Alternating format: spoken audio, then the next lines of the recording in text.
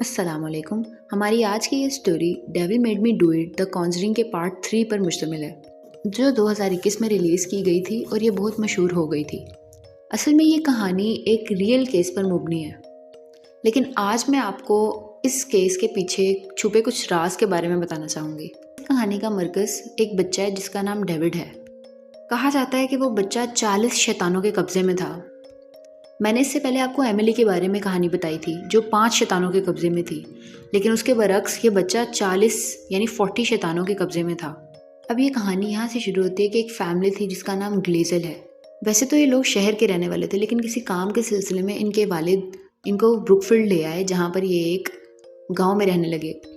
वहाँ उन्होंने एक घर या एक अपार्टमेंट किराए पर लिया था। अब ये सारी कहानी उस अपार्टमेंट से शुरू होती है। ग्लेज़ल फैमिली के 2 बच्चे थे, डेविड जिस पर 40 शैतानों का कब्जा था और जिससे कहानी मुंसलिक है, और उसकी एक बड़ी बहन डेबी। डेविड अपने माँ बाप का बहुत लाडला बच्चा था। अब होता ये है कि जब वो घर या वो अपार्टमेंट शिफ्ट कर रहे थे तो डेविड को वहाँ पर एक बूढ़े आदमी की रूह नज़र आती थी, जो उसे कहता था कि यहाँ से चले जाओ, ये घर खाली कर दो, वरना मैं तुम्हें नुकसान पहुँचाऊँगा और तुम्हारे ख़ानदान को भी नुकसान पहुँचाऊँगा।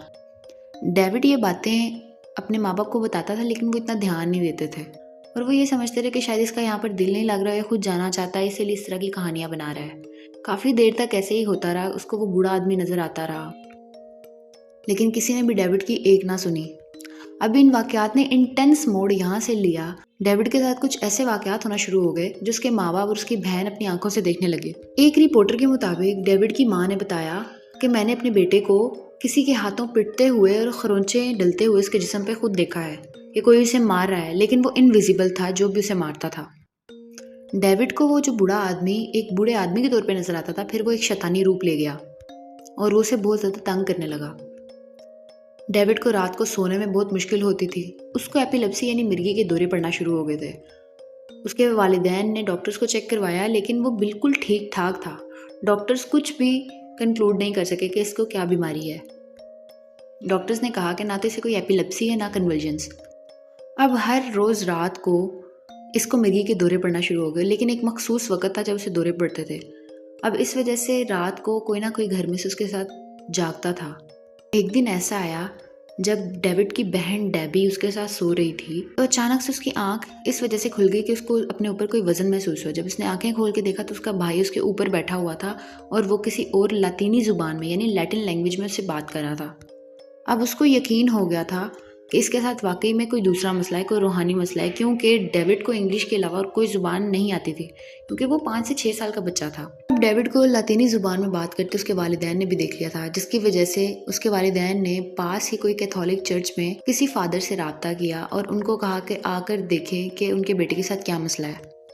उस फादर ने डेविड के पेरेंट्स को बताया कि इस पर कुछ शैतानों का कब्जा है और यहाँ पर एक फैमिली रहती है जो लोगों को शैतानों से आज़ादी दिलवाती है, और वो बहुत मशहूर फैमिली है, वॉरेन फैमिली, जिसमें एड और लोरेन वॉरेन है, जिन्होंने पहले एमिली रोज का केस भी देखा था। वॉरेन फैमिली से रब्ता किया गया, उनको बुलवाया गया। जब उन्होंने डेविड की हालत को देखा तो वो इस नतीजे पे पहुंचे कि डेविड का एक्सोर्सिज्म होगा। इस एक्सोर्सिज्म की इजाज़त लेने के बाद इन्होंने इस एक्सोर्सिज्म को 3 हिस्सों में डिवाइड किया और डेविड का मुकम्मल एक्सोर्सिज्म 3 मरतबा में होना था। अब यहाँ डेविड की बहन डेबी का एक दोस्त भी शामिल है। डेबी के दोस्त का नाम जॉनसन था। डेबी अपने घर में होने वाले सब वाकयात और ये परेशानी जाके जॉनसन को बताती थी। डेविड के 2 एक्सोर्सिज्म हो चुके थे और तीसरा एक्सोर्सिज्म अभी बाकी था।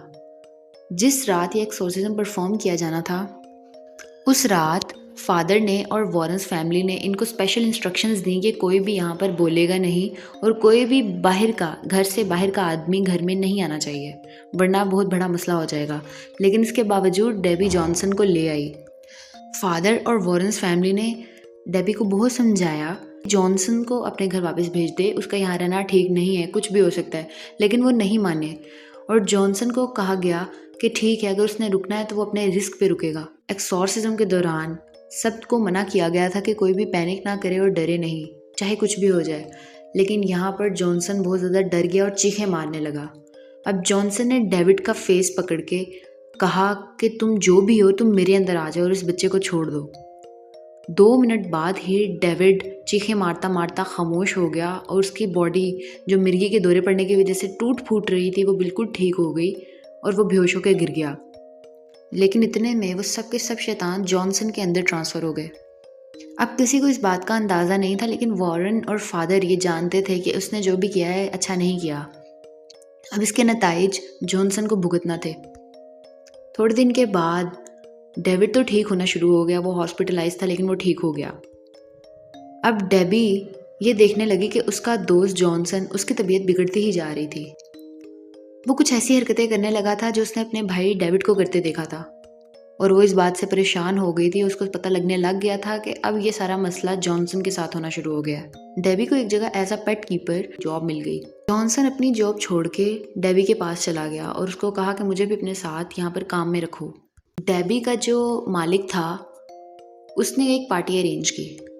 उस पार्टी में उन्होंने देर रात तक एंजॉय किया और खाना पीना खाया, लेकिन उसके मालिक ने बहुत ज़्यादा शराब पी ली थी, जिसके नशे में वो डेबी के साथ कुछ नामुनासिब हरकतें करने लगा। जब जॉनसन ने ये देखा तो उससे रहा नहीं गया और उसने 25 या 30 सेंटीमीटर का लंबा चाकू अपने जेब से निकाला और 5 से 6 वार उसके मालिक पे किया। वो ऑन द स्पॉट तो नहीं मरा, लेकिन उसने उसको इतना ज़्यादा ज़ख्मी कर दिया था कि उसके पेट से लेके दिल की सतह तक ज़ख्म ही ज़ख्म हो गए थे और वो सांस लेने में उसे मुश्किल हो रही थी। इतने में उसे हॉस्पिटलाइज कर दिया गया और जॉनसन को पुलिस आकर ले गई। अब वॉरेन फैमिली को जब ये बात पता लगी तो वो जॉनसन के वकील से मिलने गए और उसे ये सारी बात बताई कि जॉनसन ने जानबूझकर नहीं किया, बल्कि वो इस पूरी कार्रवाई के दौरान पोजेस्ड था। लेकिन जाहिर है इन चीज़ों पर कौन बिलीव करता है, और ये कानून वगैरह तो बिल्कुल भी नहीं। उसके वकील ने इस बात का बिल्कुल यकीन नहीं किया और जॉनसन को 10 से 20 साल की सज़ा सुना दी गई। इससे पहले जॉनसन के मुताबिक उसके साथ एक और वाक़या पेश आया था कि उसका दिल अपने एक पुराने फ्लैट पर जाने का किया जो झाड़ियों में था और उसके पास एक कुआं था। जॉनसन जब अपने पुराने घर में पहुंचा तो शाम का वक्त हो रहा था। वो उस पुराने कुएं के पास गया। जॉनसन के मुताबिक वहाँ उसने एक मखलूक को देखा जो गालिबन शैतान था। उस शैतान के साथ उसके आई कांटेक्ट के बाद जॉनसन बहुत ज़्यादा पोजेस हो गया था। वॉरेन फैमिली उसका ये केस लड़ रही थी। एक दिन कोर्ट में सुनवाई के दौरान वॉरेन फैमिली ने सबको ये कहा कि तुम लोग खुदा के होने पर यकीन रखते हो? तो सब ने ये कहा कि हाँ, हमें यकीन है कि खुदा होता है। फिर वॉरेन फैमिली ने कहा कि फिर तुम्हें इस चीज़ पर भी यकीन होना चाहिए कि खुदा है तो फिर शैतान भी इस दुनिया में मौजूद है और ये सब कुछ एक शैतान के बहकावे में आकर इसने किया, जिसका नतीजा ये हुआ कि जॉनसन की सज़ा को कम करके 5 साल कर दिया गया। अब जॉनसन को कत्ल के बाद जब पुलिस स्टेशन ले जाया गया था तो उसके 25 से 30 मिनट के बाद उसे पता लगा कि डेबी के मालिक की, जिस पे उसने वार किए थे, उसकी मौत हो चुकी है। वो ये सुनते ही एक आधे घंटे के लिए सो गया। पुलिस वालों को ये चीज़ समझ नहीं आई और वो उसकी कुछ मशकूक हरकतें देखकर खुद भी परेशान थे। जॉनसन 5 साल जेल में रहा और इस दौरान वो ठीक हो रहा था। उसके जो शैतान थे वो जा चुके थे।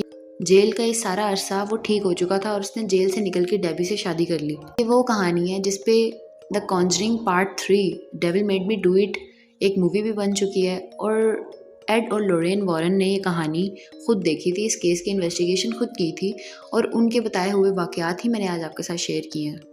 इनमें कुछ ऐसी बातें हैं जो आपको ऑलरेडी पता होंगी, लेकिन काफ़ी ऐसी बातें होंगी जिनका आपको इससे पहले नहीं पता होगा, क्योंकि मेरी कोशिश यही होती है कि मैं आप लोगों को वो बात बताऊं जो आप लोगों को ऑलरेडी ना पता हो। तो इसके लिए काफ़ी डीप रिसर्च करनी पड़ती है। इसीलिए अगर आपको मेरी वीडियो पसंद आई है तो इसे लाइक कीजिए, शेयर कीजिए, सब्सक्राइब कीजिए। अल्लाह हाफिज़।